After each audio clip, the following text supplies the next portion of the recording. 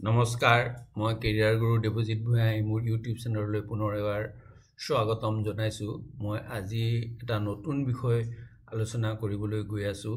বিষয়টো হ'ল ধৰ্ম, অৰ্থনীতি আৰু ৰাজনীতি। আমাৰ অসমীয়াত এষাৰ কথা আছে, আটাইতকৈ ডাঙৰ হৰিৰ কথা, তাতোকৈ ডাঙৰ চাউল কথা। আৰু এষাৰ কথা আছে, সেইটো হ'ল শক্তি চাই ভক্তি কৰিবা। অৰ্থাৎ আমি ধৰ্মৰ কৰিবলৈ যাওঁতে তাৰ আগতে আমি অৰ্থনীতিৰ কথা ভাবিব লাগিব, আৰু আমি কিমানখিনি ধৰ্ম কৰিম সেইখিনিও আমাৰ অৰ্থনীতিৰ ওপৰত নিৰ্ভৰ কৰে। অতীজৰ কালৰে পৰা দেখা পাই অহা হৈছে যে ৰজাসকলে ধৰ্মক নিজৰ সুবিধাৰ বাবে শাসন আৰু ৰাজনীতিৰ এটা আহিলা বা অংগ হিচাপে ব্যৱহাৰ কৰি আহিছে। একেলগে ধৰ্মৰো যিসকল প্ৰচাৰক থাকে বা যিসকল ধৰ্মৰ ঠিকাদাৰ থাকে বা যাজক থাকে, তেওঁলোকেও ধৰ্মক ৰজাৰ সুবিধাৰ কাৰণে ব্যৱহাৰ কৰিবলৈ দি নিজৰ অৰ্থনৈতিক সুবিধাসমূহ আদায় কৰি আহিছে। আৰু ধৰ্ম কৰিবলৈ যাওঁতে ৰজাই যদি অৰ্থনৈতিকভাৱে তাত সহায় কৰে, তেতিয়া ৰজাক ৰাজনৈতিকভাৱে ধৰ্মৰ যিসকল প্ৰচাৰক থাকে তেওঁলোকে সহায় কৰে, ৰাজ্য ভালদৰে শাসন কৰিব পাৰে।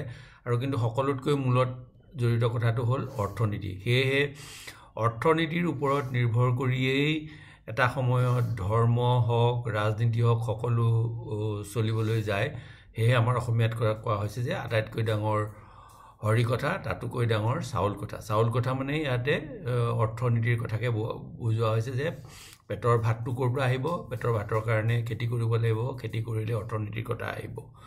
সেইকাৰণে যিসকল মানুহে কৈ থাকে যে ধৰ্ম আৰু ৰাজনীতি বেলেগ হ'ব লাগে বা ধৰ্ম আৰু অৰ্থনীতি আৰু ৰাজনীতি বেলেগ হ'ব লাগে, তেওঁলোক আচলতে হাইপক্ৰেচি বা তেওঁলোক ডাবল ষ্টেণ্ডাৰ্ডৰ মানুহ, তেওঁলোকে মানুহক ভুৱাহে দিয়ে। আমি ভাৰতবৰ্ষতো দেখি আহিছোঁ যে স্বাধীনতাৰ আগৰে পৰা ধৰ্মৰ নামত ৰাজনীতি হৈ আহিছে, আৰু মুছলিম লীগে ধৰ্মৰ নামত ৰাজনীতি কৰিয়ে দেশখনক দুভাগত ভাগ কৰিছে। ঠিক তেনেদৰে কংগ্ৰেছ দলেও সদায় ধৰ্মৰ নামতে ৰাজনীতি কৰি মুছলমান ভোটৰ ধ্ৰুৱীকৰণ কৰি আহিছে। কিন্তু যেতিয়াই হিন্দু ভোটৰ কাৰণে কোনোবা দলে ধাৰ্মিক আৱেগ বা কিবা অনুভূতি প্ৰয়োগ কৰা হয়, তেতিয়া লগে লগে কোৱা হয় যে ধৰ্মক ৰাজনীতিৰ পৰা বাহিৰত ৰাখিব লাগে। কিন্তু আৰৱ দেশতেই হওক বা সকলো দেশতে হওক, মুছলমান ধৰ্ম সদায় ৰাজনীতিৰ লগত জড়িত, সদায় ৰজাৰ লগত জড়িত। গতিকে এটা ত্ৰিভুজৰ এফালে ৰাজনীতি, এফালে ধৰ্ম আৰু এফালে অৰ্থনীতি।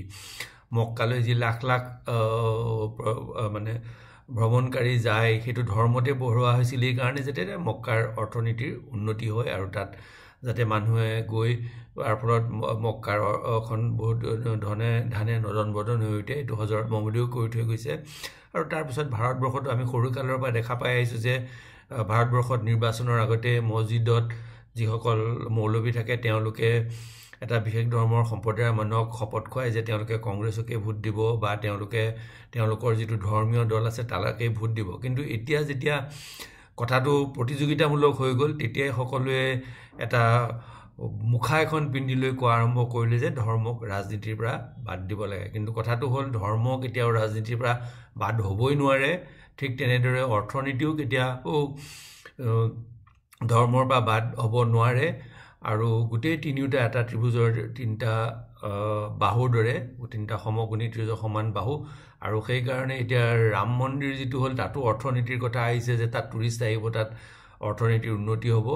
সেইকাৰণে যিসকলে কৈ থাকে যে ধৰ্মক ৰাজনীতি আৰু অৰ্থনীতিৰ লগত জড়িত কৰিব নালাগে, তেওঁলোক হ'ল মুখা পিন্ধা ২ নম্বৰী ভুৱা আৰু ভণ্ড লোক।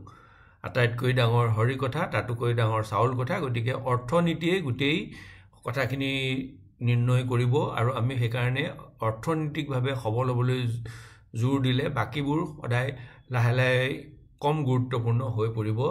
অৰ্থনীতি সবল কাৰণেই আজি আমেৰিকা বা ইউৰোপীয় বিশ্বৰ আগত দপদপাই থাকিব পাৰিছে। কিন্তু যিসকলে ধৰ্মক অধিক গুৰুত্ব দিছে, সেইবোৰ দেশে সদায় পিছ পৰি আছে, যেনে পাকিস্তানৰ নিচিনা দেশ বা আফগানিস্তানৰ নিচিনা দেশ। গতিকে আটাইতকৈ ডাঙৰ হৰি কথা, তাতোকৈ ডাঙৰ চাউল কথা, এই কথাষাৰ সকলোৱে মনত ৰখা উচিত। ধন্যবাদ।